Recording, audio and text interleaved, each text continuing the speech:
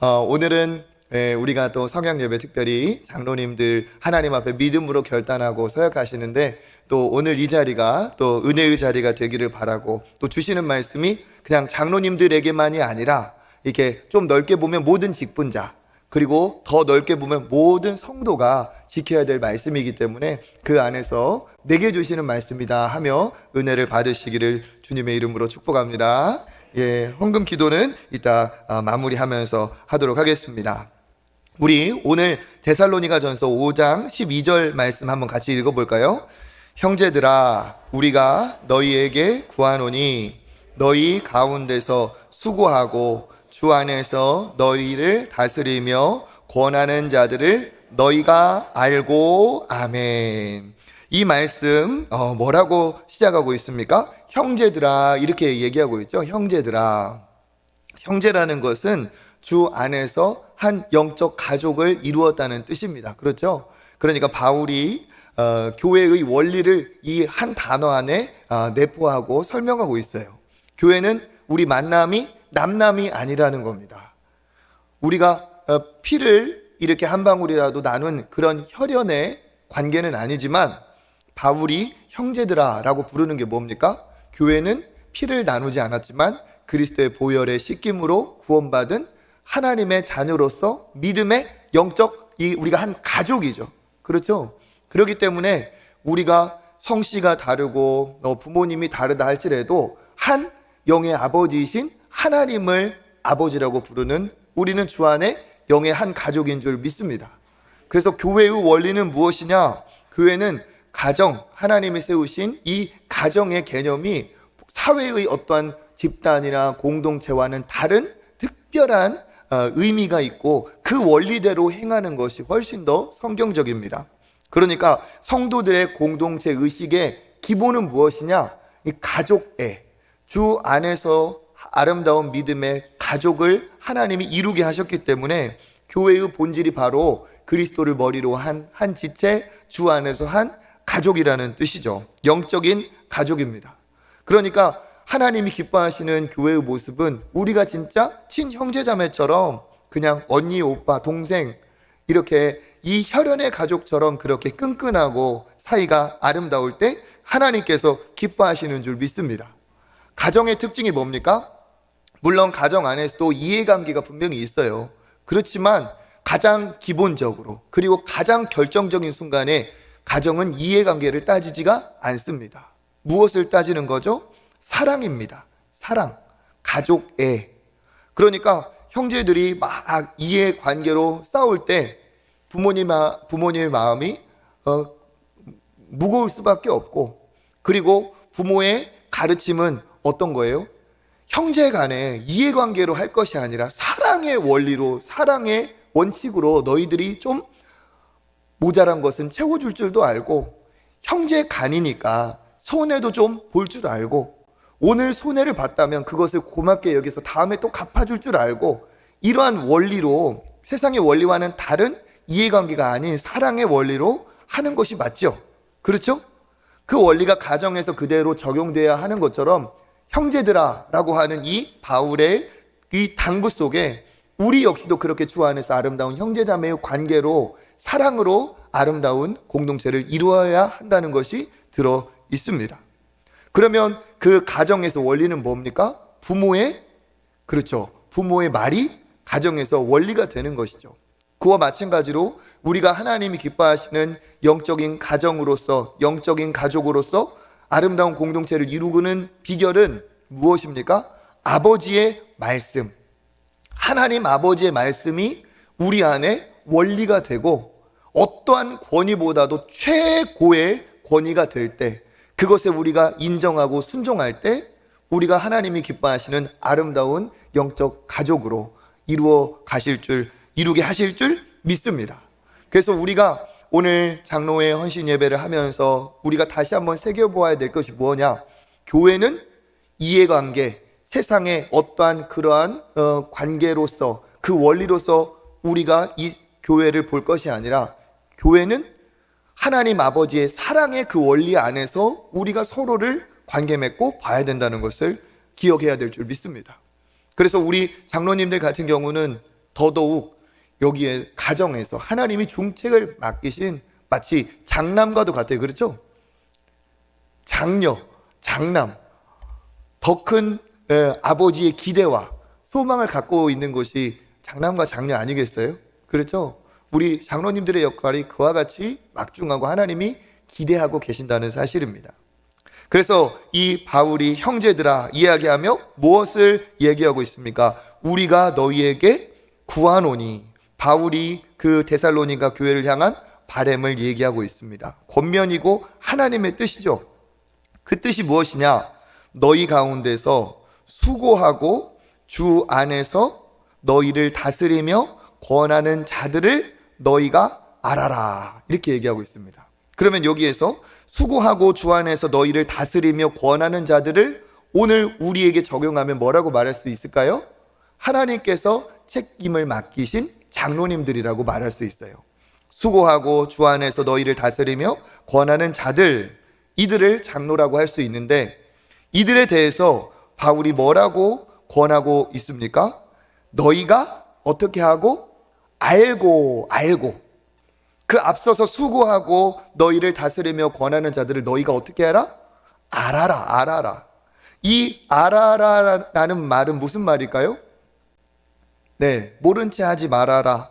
그 사람과 관계를 잘 맺어라. 이런 것도 있지만 여기 있는 것처럼 수고하고 주 안에서 너희를 다스리며 권하는 자들을 너희가 꼭 어떻게 해라? 알아주거라. 즉 달리 말하면 존중하여라. 그의 그 권위를 인정하거라 하는 뜻이죠.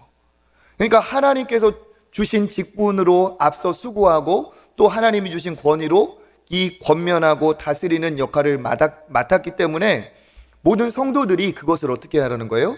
인정해 주라는 거예요. 알아주라는 겁니다. 그의 수고와 그의 다스림에 대해서 순복하고 존중해 주라는 뜻입니다. 그러니까 제가 직분에 대해서도 얘기했지만 직분이 아무나 되는 게 아니고 오늘 우리 교회도 장로님들 아무나 될 수가 없습니다. 절대 장로 되는 것은 쉬운 것이 아닙니다. 그냥 눈에 보이는 것만으로 되지 않습니다.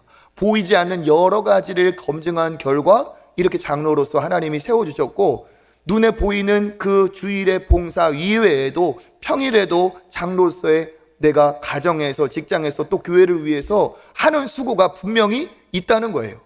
그것을 어떻게 해요? 보이는 게 전부라고 생각하지 말고 그를 인정해주고 알아주고 존중해 주라는 것이 하나님의 뜻입니다. 지금도 우리 장로님들을 포함한 중직들은 어떻습니까? 교회를 위해서 고민하고 노력하고 수고하고 계세요. 이것을 어떻게 해요? 알아주라는 겁니다. 모든 성도들은 그와 같이 수고하는 것을 인정해 주라는 뜻입니다.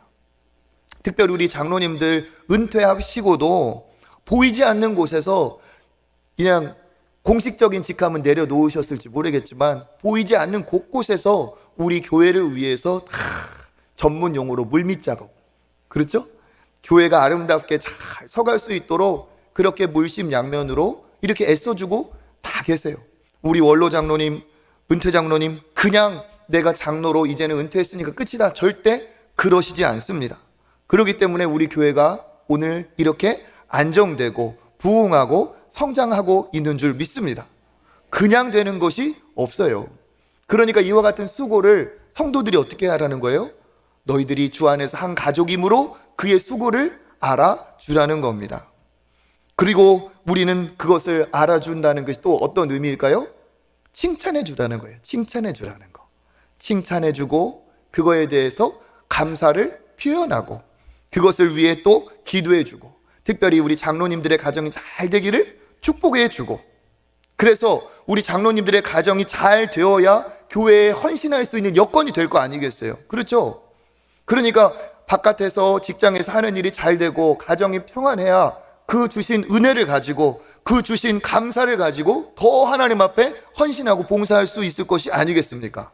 그러니까 그냥 아유 장로님은 장로님이고 나는 나고 이게 아니라 교회의 장로로서 저러한 중책을 맡으신 분이 더 가정이 평안하고 가정이 잘 되셔야 저분의 그 은혜가, 저분을 하나님이 주신 그 축복이 우리 교회에 다 펼쳐지게 되겠지 하면 어떻게 해야 된다는 겁니까? 알아주고 칭찬해주고 고마워하고 그가 더 잘 되도록 어떻게 해요? 기도해 주라는 겁니다. 이건 장로님들에 국한된 것이며 또 동시에 넓게 보면 모든 직분자들 서로가 그래야 돼요.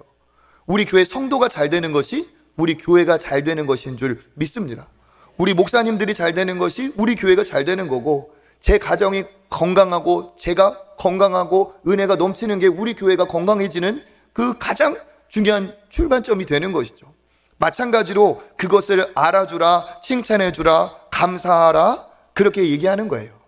그렇기 때문에 하나님은 그 수고를 당연한 것이지만 우리끼리는 반드시 어떻게 해라?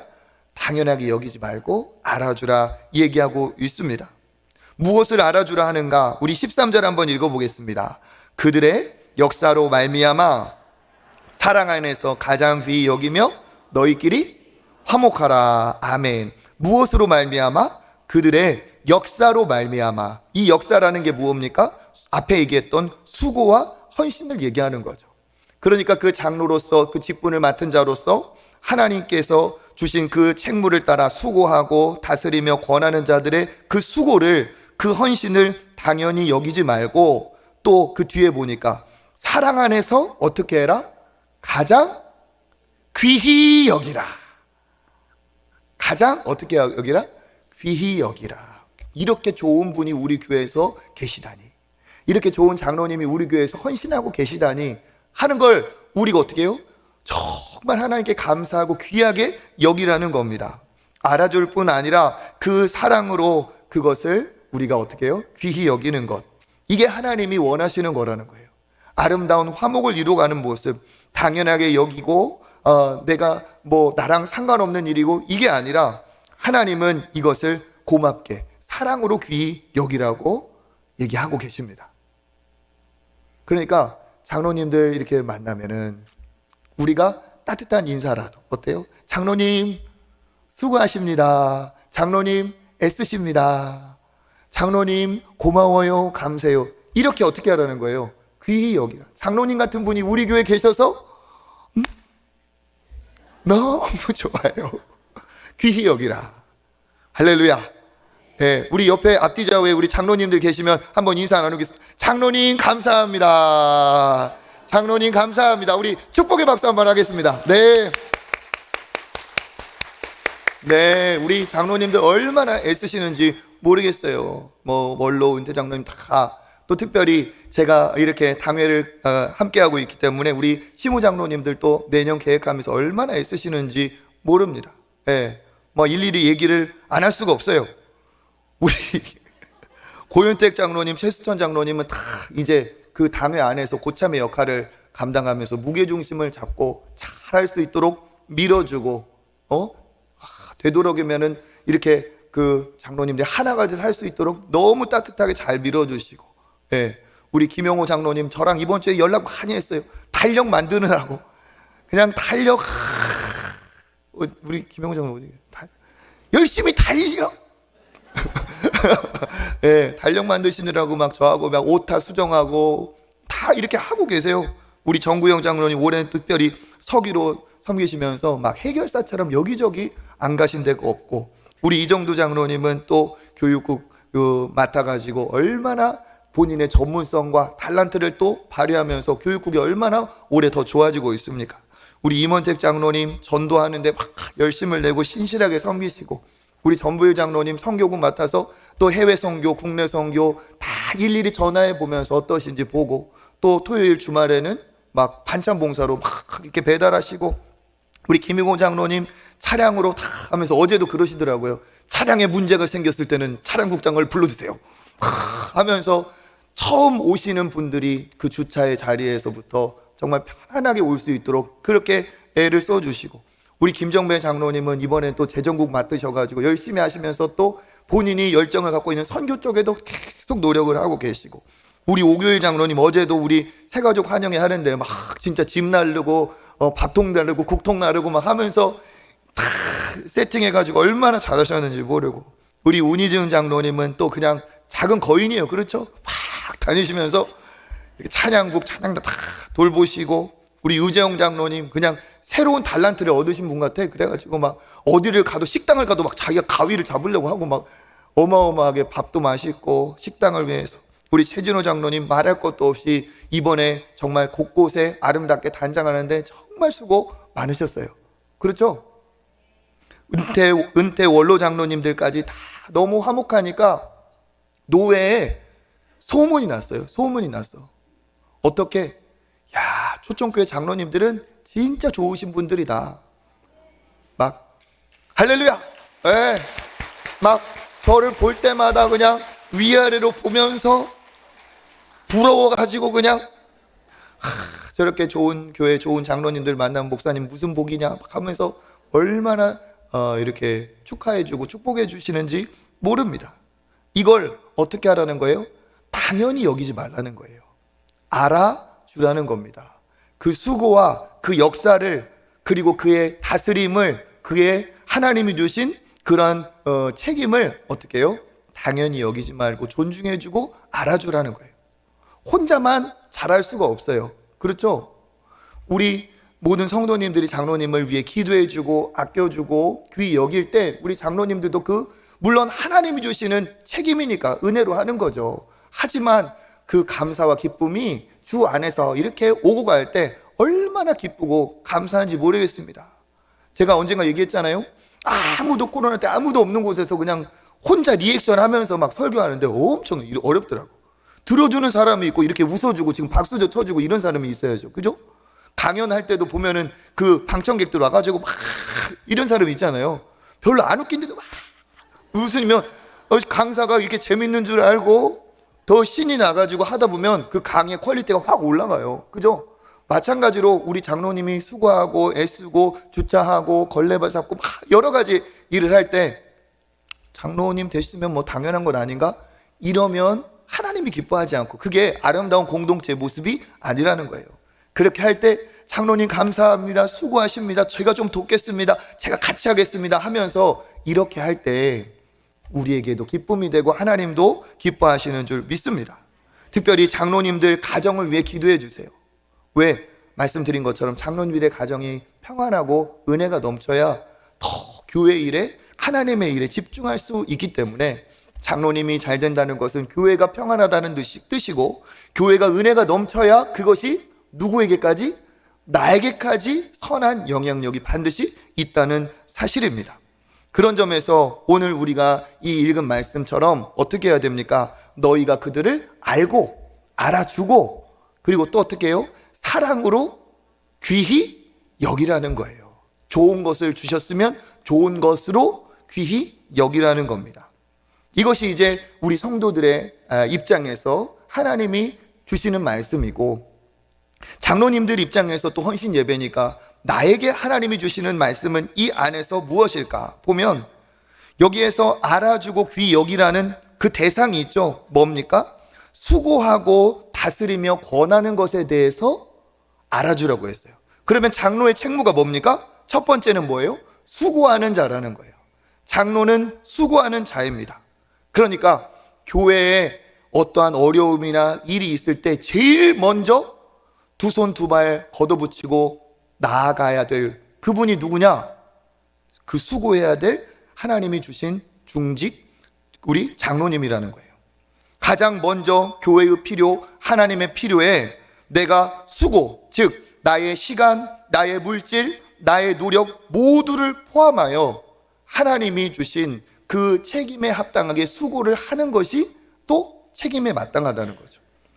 그 정점에 있는 것처럼 그 누구든 다 우러러보고 있기 때문에 존중하고 있기 때문에 내가 이 믿음의 후배들 또 믿음의 성도분들에게 신앙의 좋은 본보기가 되어야겠다는 마음을 가지고 수고할 때 더 감사하고 더 칭찬하고 더 알아주고 하나님도 기뻐하여 주실 줄 믿습니다. 저는 목사 돼가지고 요 앞에 슬리퍼 신고도 안 나가요. 아무리 더워도 반바지 입고 요 앞에 안 돌아다닙니다. 왜? 내 나이가 어때서? 반바지 입고 나갈 수도 있지, 여름에 또 쉬는 날. 근데 혹여라도 내가 반바지에 슬리퍼 딱 껴가지고 막 활보하고 다니면 오늘 쉬는 날인데 뭐 이렇게 반바지 입고 올 수도 있지. 이러겠어요? 아니죠. 목사님을 강대상에서 은혜롭게 만나다가 오늘은 만났더니 발가락이 보이고 막 쓰리빠 신고 여기 활보하고 다닌다 그러면은 그 다음 주에 은혜가 되겠어요? 되겠어요? 아유, 감사합니다. 저런 분도 계셔서 다행인데, 일반적으로는 막 목사님 생각할 때마다 발가락만 떠오를 수도 있어요. 그러니까 은혜가 안 되면은, 은혜가 안 될 것은 내가 꼭 해야 되는 게 아니면 안 하는 거예요. 저도. 그죠? 집 밖에 나올 때도 반바지는 집에서만 입고 나오질 않아. 나올 때는 아무리 그래도 차려입고 나오게 되어 있어요. 왜? 이 동네에서 나를 누가 어디서 보았다고 제보가 들어올지 모르기 때문에. 그래요. 진짜예요, 진짜. 예. 그러니까 저도 사역을 이렇게 하다 보면은 그 동네는 다 나를 안다고 생각을 해야 돼. 마찬가지예요. 그렇죠? 예. 교회를 다녀서 우리 교회 성도만이 아니라 모르는 사람도 다 알 수도 있어요. 그렇죠? 요즘 유튜브로 해가지고 막 금요철야 끝나고 나서 제가 딱 보면은 그 밤에도 금요철야를 100명 이상이 봐요. 어디서 봤는지 몰라. 나를 다 보고 있다고 생각을 해야 돼. 그러니까 조심할 수밖에 없어요. 은혜의 통로가 되어야 되기 때문에. 근데 목사만 그러냐? 그것이 아니라는 거예요. 장로님들은 반바지 입으셔도 됩니다. 참고로. 그렇지만 장로님들이, 성도들이 주목하고 있기 때문에 목사 한 명이 삐끗할 때 교회가 휘청하는 것처럼 장로님들의 수고를 정말 감사하며 눈여겨보는 성도들이 있는 것처럼 그 장로님들의 작은 흠도, 작은 방심거리도 어때요? 다른 사람에게는 어떻게 장로님이 저래? 이럴 수가 있고, 오히려 작은 섬김과 작은 나눔도 야, 진짜 감동이야, 이럴 수 있다는 거예요. 그렇기 때문에 어떻게 해요? 수고하는 자로서 내가 사람들에게 주목받고 하나님이 세워준 위치가 있기 때문에 내가 어떠한 상황에서도 본이 되려고 노력을 해야 된다는 거예요. 수고, 쉽게 말하면 해야 된다는 거예요. 교회의 필요에 가장 먼저 달려와야 되고, 교회가 이단이나 물질의 어려움이나 갈등이나 이게 있을 때 누가 제일 먼저 발벗고 나서야 됩니까? 직분을 주신 내가. 거기 내가 갔더니 사건이 더 커졌다, 그게 아니고요.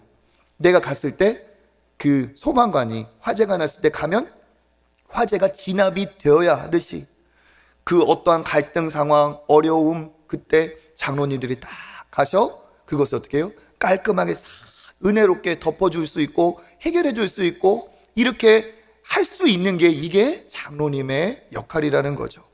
그러니까 가장 먼저 하나님의 필요, 교회의 상황, 그러한 것에 내 자신을 던질 수고를 장로님들이 할 각오와 결단을 하시는 게 성경에 쓰여 있어요. 그러니까 귀히 여기라, 그리고 그들을 알아주라 했겠죠. 그러니까 수고에 대해서 장로가 1번이 되어야 된다 하는 그 마음을 갖는 것이 이게 합당합니다. 그리고 또 한 가지 뭡니까? 다스리며 권할 또 하나님의 권위도 주셨다는 거예요. 그냥 이거를 알아준다는 건 이거를 존중하라는 거죠. 그러면 이거를 받은 우리 자신은 어떻게 해야 될까요? 겸손하고 신중해야 되겠죠. 다스리는 기준은 뭡니까? 하나님의 말씀입니다. 그러니까 이 하나님이 다스리며 권할 책무를 주셨다면 기준이 있어야 되는, 그죠? 법관이 판결을 내릴 권세가 있다면 법전이 그의 근거가 되는 것처럼 다스리며 권한다는 것은 기준인 성경 말씀에 부합한 말과 행동으로 행하기를 바라시는 거예요. 즉 올바른 하나님의 뜻에 합당한 다스림과 권함이 있으려면 하나님의 말씀에 능통해야 됩니다. 법관도 사법고시를 쳐서 그 자기 법전에 대한 지식이 있어야 그 자리에 올라가는 것처럼 우리 역시 하나님이 직분으로서 다스리며 권하는 책임을 주셨다면 거기에 합당하게 하나님의 말씀에 능통해야 돼요. 그래서 시험 든 사람에게는 이 말씀으로 권면하고, 이단에 현혹되는 사람에게는 이 말씀으로 권면하고, 가정에 갈등이 있는 사람은 또 그 합당한 말씀으로 권면하고 다스리며 그 말씀으로 그들을 어떻게 해요? 세워나가야 된다는 거죠. 그리고 어떻게 합니까? 다스리려면 다스릴 능력이 있어야 됩니다. 다스릴 능력이 있어야 되는데 이 능력은 누구를 닮아야 누구로부터 옵니까? 예수 그리스도가 우리의 원형이세요. 교회의 머리이신 예수 그리스도가 교회의 권세의 원천이 되시는 것처럼 다스릴 능력은 예수님으로부터 예수님처럼 행하여야 된다는 거죠. 그럼 예수님의 교회의 다스림은 뭡니까? 큰 소리를 지르는 게 아니고 어때요? 교회를 위해 사랑하여 자기 자신을 내어주셨죠. 온전한 인격과 온전한 사랑으로 다스려 주셨어요. 그러니까 권하며 다스리는 능력은 그리스도를 닮은 온유함과 겸손함과 내어주는 사랑으로 할 때, 역시 세상의 다스림과는 다른 아름다운 향기가 이 안에서 날 줄 믿습니다. 그 원리 최고의 원리는 뭡니까?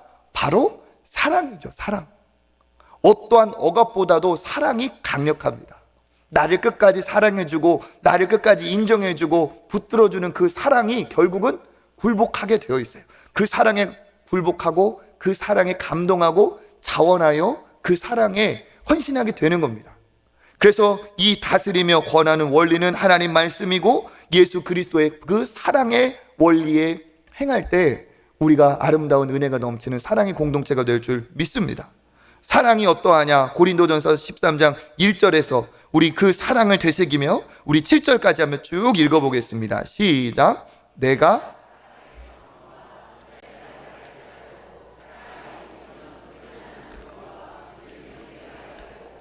내가 예언하는 능력이 있어 모든 비밀과 모든 지식을 알고 또 산을 옮길 만한 모든 믿음이 있을지라도 사랑이 없으면 내가 아무것도 아니요. 내가 내게 있는 모든 것으로 구제하고 내 몸을 불사르게 내줄지라도 사랑이 없으면 내게 아무 유익이 없느니라. 사랑은 오래 참고 사랑은 온유하며 시기하지 아니하며 자랑하지 아니하며 교만하지 아니하며 무례히 행하지 아니하며 자기의 유익을 구하지 아니하며 성내지 아니하며 악한 것을 생각하지 아니하며 불의를 기뻐하지 아니하며 진리와 함께 기뻐하고 모든 것을 참으며 모든 것을 믿으며 모든 것을 바라며 모든 것을 견디느니라. 아멘. 언제 읽어도 우리에게 감동과 은혜가 됩니다. 이 사랑의 원리로 예수께서 우리를 보아주셨기 때문에 우리가 구원을 얻었죠. 그렇다면 우리 역시도 이 원리에 따라 하나님이 주신 권세로 그 책무를 다스리며 권하는 이 책무를 감당해야 될 줄 믿습니다. 그래서 우리 기도해 주실 때 무엇을 기도해 주셔야겠습니까? 장로님 가정이 잘 되기를 기도해 주십시오. 그런 얘기를 했는데 두 번째로 기도할 건 우리 장로님들이 사랑이 넘쳐서 늘 기쁨과 감사가 충만할 수 있도록 그렇게 해주십시오. 지금도 충분하고 그 이상으로 하나님 더 큰 은혜를 주시기를 원합니다. 그러면서 이 13절에 마지막에 뭐라고 되어 있죠? 너희끼리 어떻게 해라? 화목해라. 그렇죠. 그러니까 이것을 다 하나님이 이루시며 무엇을 향해 가라는 거예요? 화목을 향해 가라는 거예요. 화목을. 그러니까 아름다운 하나됨을 이루라는 거죠. 그러니까 하나님이 여기 있는 것처럼 주 안에서 너희를 다스리며 권하는 자들을 알아주고 또 그들의 역사를 사랑 안에서 귀히 여기고 이게 다 무엇으로 향한다는 겁니까? 화목하라. 너희끼리 화목하라. 이것을 향해 간다는 거예요. 그러니까 부모의 입장에서도 제일 바라는 게 제발 싸우지 말고 사이좋게 지내라. 이런 것처럼 하나님 보실 때도 하나님이 기뻐하시는 교회는 아름다운 하나된 화목한 교회인 줄 믿습니다. 그래서 하나님이 가장 원하시는 것은 뭐예요? 화목이에요. 교회의 화목. 그래서 이 화목이 우리 안에 이루어질 때 하나님께서 우리를 통해 놀라운 일을 이루실 줄 믿습니다. 자, 무엇하라고요? 화목하라. 화목하라. 제가 이렇게 준비를 했습니다. 화목하자. 이것만 해주세요. 화목하자. 제가 얘기하면 화목하자. 교회의 덕을 위해, 아름다운 교회를 위해, 선한 영향력을 위해, 선한 사역을 위해, 복음 전파를 위해, 하나님의 기쁨을 위해, 성경적인 교회를 위해, 합력하여 선을 이루기 위해, 사탄의 역사를 막기 위해, 영적으로 견고하기 위해, 교회의 존립을 위해, 내 신앙을 위해서도, 시험 안 들게 하기 위해서, 상급을 위해서도 화목하자. 이유를 대자면 한도 끝도 없어요. 그런데 화목이 깨지면 이거 다 깨집니다. 엄마 아빠가 싸움이 났는데 거기에 무슨 그 가정에 행복이 있겠어요? 뭐가 있겠어요? 애가 아침밥이라도 제대로 먹고 가겠어요? 부모가 혹은 자녀와 갈등이 있으면 다 깨지는 거예요. 마찬가지로 교회의 화목이 있을 때 선교도 되고 은혜도 되고 우리 자녀들도 잘하고 그런 거예요. 화목 깨지면 교회는 끝장납니다. 그러니까 사탄은 노리고 있어요. 무엇을 노리느냐? 교회가 분란에 휩싸이기를 바라고 있어요. 그러면 교회가 갖고 있는 재정, 인력, 교회가 갖고 있는 모든 어떠한 자산들이, 그 능력들이 선하게 쓰임받을 수가 없어요. 화목만 깨지면 끝나요. 화목이 깨지는 순간에 그 교회는 절대로 은혜 받을 수도 없고 거기에는 이제 정말 아수라장이 되는 거예요. 가장 깨끗한 것이 변질될 때 가장 추해지는 것처럼 가장 아름다운 교회여야 될 그 교회가 서로 갈등과 아픔이 있을 때 제일 많은 사람들에게 상처를 주게 되어 있어요. 지금도 많은 교회들이 신음하고 있습니다. 무엇 때문에? 화목이 깨어져서. 화목이 깨어지니까 은혜가 될 수 없어요. 화목이 깨진 상태에서 강대상에서 사랑, 복음 제대로 전할 수 있을까요? 그게 연기일 뿐이지. 내가 이렇게 전하는데 밑에서 앉아 계신 어떤 소수가 팔짱 끼고 이렇게 보고 있고, 저도 그 사람이 너무 힘들어서 그냥 연기하듯이 하고, 또 서로 저 사람은 왜 저래? 저 사람은 왜 저래? 이러면 뭐가 되겠어요? 하나님의 의의가 절대로 설 수가 없습니다. 불화하면 하나님의 복음, 선한 역사는 절대로 전파될 수가 없고, 사탄 마귀는 기뻐 춤추면서 하나님은 탄식하시고 세상에 우리가 감당해야 될 선한 영향력은 어때요? 사라지는 거예요. 그러니까 교회를 아까 얘기했던 것처럼 가정에 빗대어 영적 가족으로 할 때 교회 안에서 정의도 중요합니다. 그런데 가정에서 정의를 외치고 있지는 않아요. 그렇죠? 가정에서는 오히려 그래, 네가 조금 속상해도 양보해라. 그래, 네가 조금 속상해도 엄마도 네 마음 알겠다. 그렇지만 네가 조금만 물러줄 수 없겠니? 가정에서는 정의를 외치지 않아요. 가정에서는 화목을, 사랑을 얘기하죠. 마찬가지로 우리 교회 역시도, 이 교회 역시도 더 우선되는 원리는 사랑이고 화목입니다. 그것이 되면 사단이 역사하지 않고 그 안에서 하나님이 하시는 해결점이 분명히 있다는 사실이에요. 그래서 쉽게 말하면 하나님이 원하시는 것, 우리 교회는 어떻게 하자? 화목하자. 반대로 말하면 싸우지 말자. 싸우지 말자. 일반 성도가 싸우는 것하고 직분 받은 사람이 싸우는 것하고 강도, 교회의 여파가 다릅니다. 어떤 목사님이 우스갯소리예요. 어떤 목사님이 막 성도들이 싸우길래 싸우지 마시라고 그랬더니, 목사님 그냥 두세요. 우리도 잘해보자고 지금 싸우는 겁니다. 그랬더래요. 그래서 그 목사님 뭐라고 하냐, 싸우지 말라고 하지 말고 이제 그 다음부터는 말을 바꿨대요. 잘하지 맙시다. 왜? 싸우는 것보다, 잘하자고 싸우는 것보다 화목한 게 하나님이 더 기뻐하시는 거기 때문에 그렇죠. 이게 맞다는 거예요. 이것이 아버지의 마음, 하나님의 마음인 줄 믿습니다. 그래서 적용하자면 어떤 거예요? 분열, 갈등, 시기, 질투, 덕스럽지 않은 것들은 우리가 어떻게 해요? 입을 막자는 거예요. 비난, 비판, 험담, 뒷담 뭐 이런 거 있죠. 그런 거 하나님이 기뻐하지 않으세요. 학교도 일반 직장도 그런 것 안 좋은데 교회 안에서야 어떡하겠습니까? 부정적인 말, 덕스럽지 않은 말, 그런 행동들 우리가 어떻게 해요? 보았다고 해도 옮기지 마세요. 옮기지 말고 그를 위해 내가 기도하는 거죠. 기도하는 거야. 정 그렇다면 이제 부교육자라든지 우리 교회에서 열심히 믿음이 기쁘신 우리 은퇴 장로님이나 누가 상의는 할 수 있어요. 근데 그거를 막 저 사람 저랬다 이랬다 나팔 불고 다니듯이 해결이 됩니까? 입을 계속 벌리고 다니는 순간 문제는 더 커져요. 문제가 더 커져서 소수가 알고 있을 때 빨리 해결하면 될 일을, 권면하고 다스리면 될 일을 온 동네방네가 알면서 누구 하나는 떠나지 않으면, 누구 하나는 어떻게 되지 않으면 이러한 극단의 상황까지 갈 수 있다는 거예요. 우리는 모두 다 흠이 있고 내 흠이 들통나지 않아서 그렇지 하나님 앞에 의로운 자가 없습니다. 그러니까 흠을 발견했을 때는 그게 진짜 악한 뭐 이런 게 아닌 이상은 어떻게 해야 돼요? 기도해야 돼요. 그 사람을 위해서 기도해야 돼요. 그 사람에 대한 비판의 말을 하는 순간에 나도 같은 죄에 동조하는 거예요.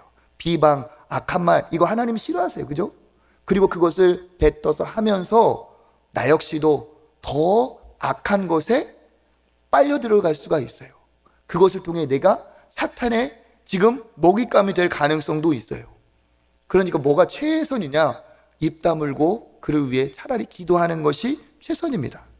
나는 이것이 맞다 아니다 해도 떠벌리고 다니는 입술을 하나님 기뻐하지 않으십니다. 내가 은혜의 방파제가 돼서 안 좋은 것을 보았다, 안 좋은 것을 들었다면 내가 입을 닫고 그것이 더 확산되지 않도록 내가 은혜의 방파제가 되는 것을 하나님은 더 귀하게 보시는 줄 믿습니다. 그래서 골로새서 3장 12절부터 15절 읽어보겠습니다. 그러므로 너희는 하나님이 택하사 긍휼과 자비와 겸손과 온유와 오래 참음을 옷 입고 누가 우리에게 불만이 있거든 서로 용납하여 피차 용서하되 주께서 너희를 용서하신 것 같이 너희도 그를 그리하고 이 모든 것 위에 사랑을 더하라. 이는 온전하게 매는 띠니라. 그리스도의 평강이 주장하게 하라. 너희는 평강을 위하여 한 몸으로 부르심을 받았나니 너희는 감사하는 자가 되라. 아멘. 여기 뭐라고 하고 있어요? 긍휼, 자비, 겸손, 온유, 오래 참음으로 옷을 입어라. 그리고 불만이 있거든 서로 어떻게 해라? 용납해라. 불만이 있으면 치고받아라 아니에요. 불만이 있으면 용납하고 피차 어떻게 해요? 용서해 주고 어떻게? 그리스도께서 너희를 용서하신 것처럼 네가 용서받았으니까 용서하라는 겁니다. 명령이에요. 그리고 이 모든 것 위에 사랑으로 그리고 평강이 마음을 주장하게. 내가 떠벌리고 다니고 악한 생각을 갖고 하면 평강이 사라져요. 화목이 사라져요. 왜 그렇습니까? 우리는 평강을 위하여 한 몸으로 부름받았다라고 하는 거예요. 그러니까 내가 누구에 대한 악한 생각, 그러한 막 비판, 그러한 것들을 그냥 내 의를 드러내듯이 하는 거는 우리가 그리스도 안에 한 몸인데 한 몸이 한 몸을 해야 하는 자의 행위와 같아요. 제가 말씀드리는데 그런 경우는 돌고 돌아서 자기에게도 악한 영향이 있습니다. 그러니까 이거는 하나님도 기뻐하지 않는 거죠. 그러니까 우리는 뭡니까? 하나님이 수고하고 너희를 주 안에서 다스리며 권하는 자를 알아주고 그들을 귀히 여기며 우리의 방향은 뭐예요? 화목입니다. 화목. 특별히 말씀드리기를 저는 목회의 중요한 포인트가 있죠. 방향이 있죠. 그 중에서 저는 확실하게 단호하게 말씀드리는데 제 목회의 철학의 핵심이 뭐냐? 화목이에요. 화목. 저는 담임 목회 오기 전부터 기도했어요. 두 가지 기도했어요. 하나님, 내가 골라가지 않고 하나님이 열어주세요. 어떤 교회든 상관없습니다. 화목한 교회 좋습니다. 저는 화목. 저도 늘 좋은 교회만 온 게 아니라 제가 어릴 때 자란 교회가 그렇게 갈등이 많았어요. 지금도 그 얘기를 들으면 너무 슬플 정도로 아직도 그러고 있어요. 그걸 보면서 교회가 화목이 깨어질 때 이렇게 슬프구나, 아프구나. 정말 사회에, 세상에 진짜 정말 오히려 걱정거리가 되는구나 보면서 저는 화목을 중요하게 여기고 가장 핵심으로 생각해요. 그러니까 제가 담임 목회로 우리 같이 동역하고 있는 순간 화목을 깨는 것은 그거는 절대로 작게 보지 않고 장로님들과 상의해서 화목을 깨는 거에 대해서는 단호하게 얘기할 거예요. 누구 하나 쉽게 얘기하지 마세요. 하나님은 다른 사람의 티끌을 보지 말고 내 눈에 들보를 보라 하셨어요. 나를 말씀으로 비추어 봐야지 그 말씀으로 다른 사람을 보면 흠없는 사람이 어디 있습니까? 그런데 말씀은 나를 보라고 했지 그것으로 사람을 재단하고 손가락질하라고 하지 않으셨어요. 이렇게 그 말씀으로 나를 돌아볼 때 내가 하나님 앞에 온전하고 하나님이 기뻐하시는 믿음의 사람이 되어서 아름다운 은혜의 통로가 될 줄 믿습니다. 그런 점에서는 얼마나 우리 교회가 진짜 감사한지 몰라요. 당회를 봐도 하나님이 진짜 아름다운 이 화목을 주셨어요. 하모니를 주셨어요.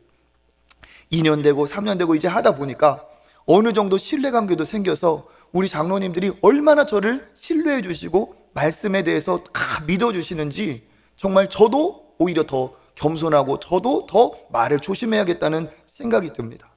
그럼에도 불구하고 이 시대가 달라지고 있고 우리가 더 뻗어나가야 될 사명이 있기 때문에 저도 어렵지만 또 드리는 말씀이 있어요.